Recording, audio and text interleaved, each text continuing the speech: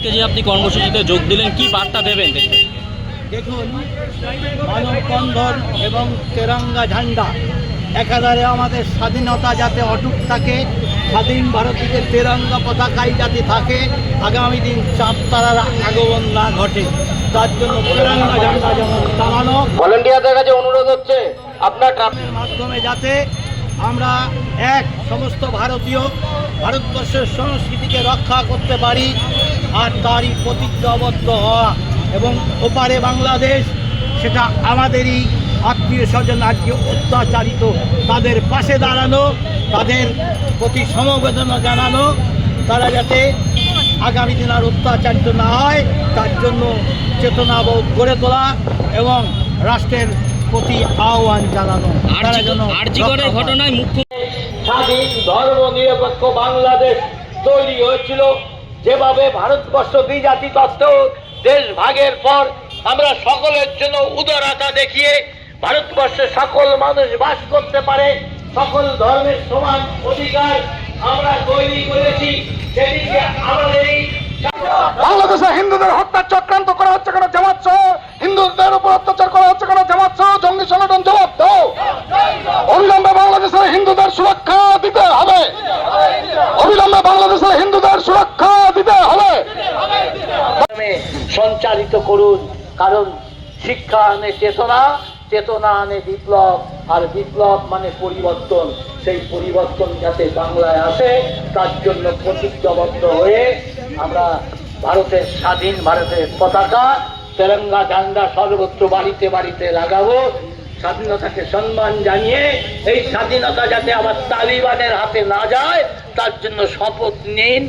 আর আমি আমার বক্তব্য এখানেই শেষ করছি। জয় হিন্দ, বন্দে মাতরম, ভারত মাতা কি। উলুধ্বনি দেওয়া, তুলসী তলায় প্রদীপ দেওয়া, শঙ্খধ্বনি বাজানো, বাংলা ভাষাকে, বাংলার সংস্কৃতিকে রক্ষা করার জন্য যারা আন্দোলনে সামিল হয়েছিল আমরা দেখেছিলাম। ভারতবর্ষের প্রধানমন্ত্রী চুপচাপ বসে থাকেনি, সেদিনকে আমাদের সামরিক বাহিনী পাঠিয়ে দেওয়া হয়েছিল, এবং ওখানকার কিছু যুবক যারা আমরা জানি বিগত দিনেও তেরঙ্গা যাত্রা করেছি, কিন্তু তার পেছনে আরেকটা কার্যক্রম রয়েছে মানববন্ধন। কেন আমরা মানববন্ধন করছি? অর্থাৎ আমরা ভারতবাসী, আমাদের মধ্যে ঐক্যবোধ গড়ে তোলাই হচ্ছে মূল লক্ষ্য। রাজনৈতিক রং ভুলে ভারতবর্ষের যে একটা নিজস্ব কালচার, যা চিন্তাধারা সারা বিশ্বকে যা শান্তির পথ এনে দিতে পারে। ইতিমধ্যেই আমরা দেখতে পাচ্ছি এশিয়া মহাদেশ জুড়ে আমাদের যেভাবে অশান্তির বাতাবরণ একের পর এক রাষ্ট্রকে গ্রাস করছে, তাই আমরা দেখলাম আফগানিস্তান তালিবানের শাসন কায়েম হয়েছে, পাকিস্তানেও একই অবস্থা চলছে, বাংলাদেশেও জামাতের শাসন কায়েম হয়েছে। এই দেশগুলো সবই এক সময় ভারতবর্ষের অখণ্ড ভারতের অঙ্গ ছিল, তাই কোনো না কোনো সময় এরা বিচ্ছিন্ন হয়েছে, কিন্তু এরা কখনো শান্তিতে নেই। আজকে আফগানিস্তানে তালিবান শাসনের সঙ্গে সঙ্গে তাদের প্রাণকে উপেক্ষা করে যেভাবে ফ্লাইটে চড়ে যেভাবে পালিয়ে মানুষ, ওখানে স্বাধীনতা নেই, গণতন্ত্র নেই, ওখানকার মানুষের অত্যাচারের কাহিনী বর্ণনায় শেষ করা যায় না।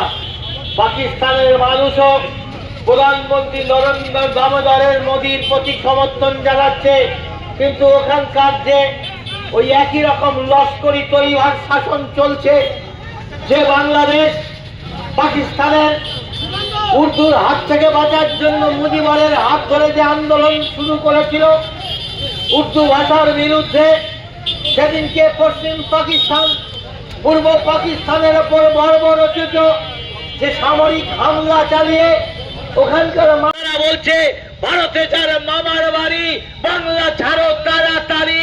আমরা যদি পাল্টা স্লোগান দিই, বাংলাদেশে যারা চায় পাকিস্তান বানাতে, আমরা যদি কালকে থেকে শুরু করে দিই তাহলে কোন বাতাবরণ তৈরি হবে?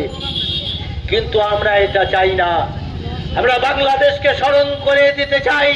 আজকে আফগানিস্তানের মুসলিমরাও শান্তিতে নেই, পাকিস্তানের মুসলিমরাও শান্তি নাই। তাই বাংলাদেশে যেভাবে হিন্দুর ওপর অত্যাচার করছে, যেভাবে মা বোনের ইজ্জত লুণ্ঠন হচ্ছে, দিনের বেলায় ঘরের মেয়েদের হাত পা তুলে নিয়ে গাড়িতে করে নিয়ে চলে যাচ্ছে, সোশ্যাল মিডিয়ার মাধ্যমে দেখতে পাচ্ছেন। আজকে বাংলাদেশ সংলগ্ন এই পশ্চিম বাংলা, তাই পশ্চিম বাংলার মানুষকেও কিন্তু আজকে শান্তিতে নেই। যেভাবে একের পর এক দুর্ঘটনা ঘটছে, জনসংখ্যার চরিত্র পরিবর্তন হচ্ছে, আগামী দিন আপনার পরিবার, আপনার ব্যবসায়িক অর্থ, আপনার মহল কোনোদিন সুরক্ষিত থাকতে পারবে না। এটা আবার তালিবানের হাতে যাবে না তো? তার জন্য কঠোর শাসন, আপনাদের সচেতনতার জন্য আমাদের মধ্যে মানববন্ধন গড়ে তুলতে চাই।